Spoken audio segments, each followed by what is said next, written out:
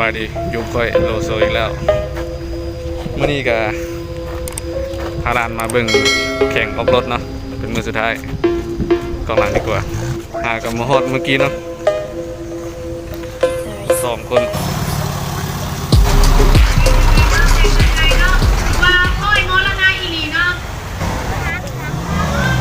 เฮ้ยไปแล้วสุดยอดเลย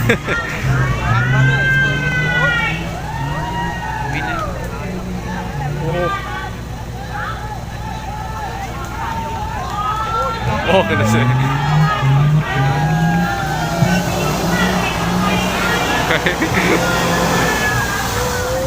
โอ้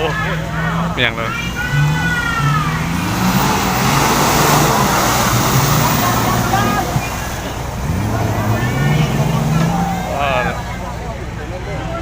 ขายแล้วครับ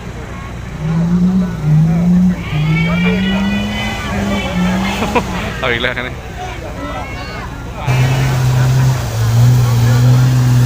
เฮ้ยมาแล้วโอ้โหขาดขนาด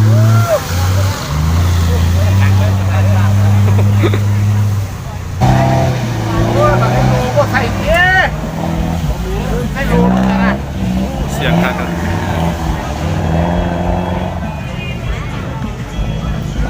สุดยอดเลยเนาะมาแล้วตัวชนะแล้ว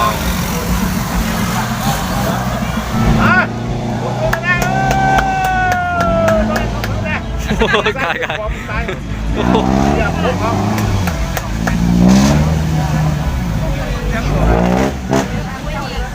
นี่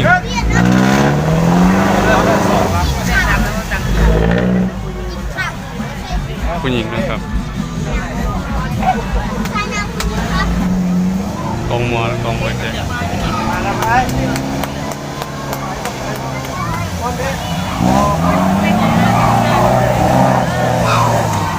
สุดเดือดเลย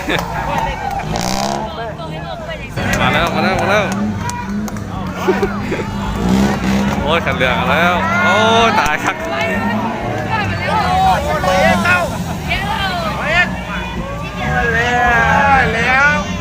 โอ้ยปล่อยนะเข้ามาบังกันแล้วรถปุ๋ยปุ๊บโอ้โหรถยิงขอบคุณนะ8แรงฮอนแล้วโอ้ยลุงดูหน้าไงเลยคันนี้ใช้รถเกลโอ้ขาดขนาดรอถ้าเบิ่งรถจักรสเกมแข่งกัน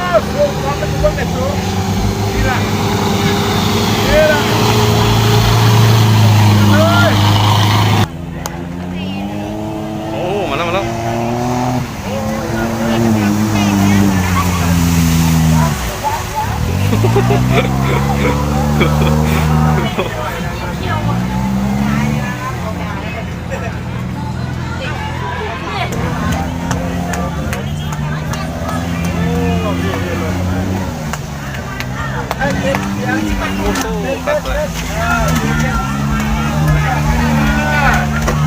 ชนะแล้ว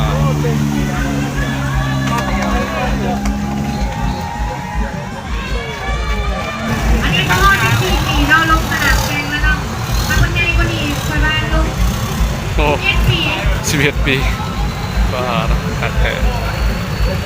สเกมใหม่ๆเลย11 ปีเนาะลูกน้อยไว้11 ปีเข้าลงแข่งออกรถเพราะว่าเป็นรุ่นน้อยที่สุดในลาวเราเนาะในอายุ11 ปีเท่านั้น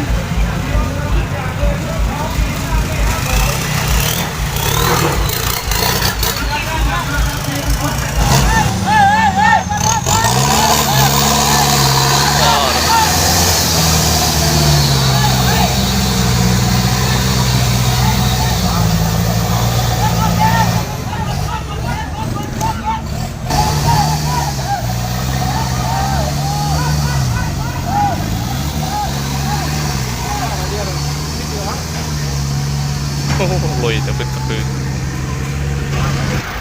เพื่อนเวที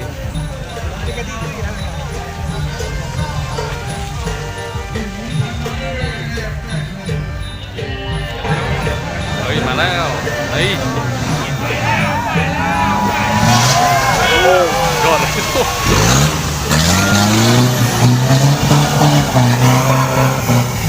คนในแหงเลยป้อเรา